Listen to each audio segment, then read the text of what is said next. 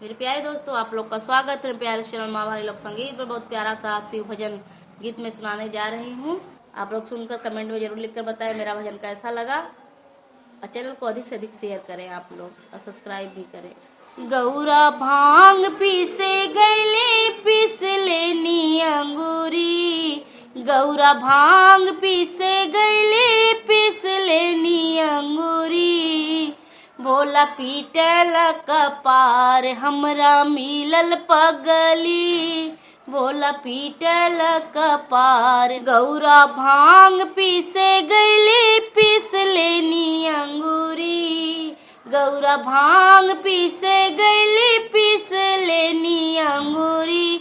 भोला पीटल कपार हमरा मिलल पगली, भोला पीटल कपार हमरा मिलल पगली। हम त पापा घरवा रहली मम्मी के दुलरी, हम त पापा घरवा रहली मम्मी के दुलरी।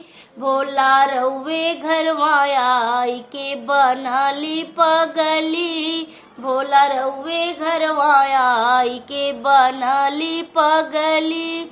गौरा भांग पीसे गैली पीस लेनी अंगूरी, भोला भांग पीसे गैली पीस लेनी अंगूरी। भोला पीटल कपार हमरा मिलल पगली, भोला पीटल कपार हमरा मिलल पगली।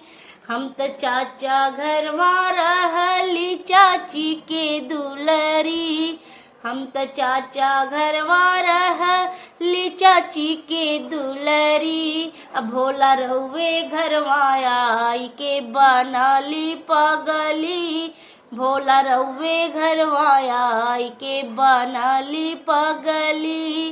गौरा भांग पीसे गैली पीस लेनी अंगूरी, भोला भांग पीसे गैली पीस लेनी अंगूरी। भोला पीटल कपार हमरा मिलल पगली, भोला पीटल कपार हमरा मिलल पगली। हम ता भैया घरवा रहली भाभी के दुलरी, हम त भैया घरवा रहली भाभी के दुलरी। भोला रउवे घरवा आई के बनली पगली, भोला रउवे घरवा आई के बनली पगली। भोला पीटल कपार हमरा मिलल पगली, गौरा भांग पीसे गैली पीस लेनी अंगूरी, गौरा भांग पीसे गैली पीस लेनी अंगूरी।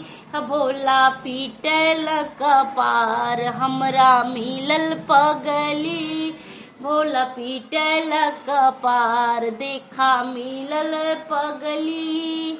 धन्यवाद दोस्तों, चैनल को सब्सक्राइब शेयर करें।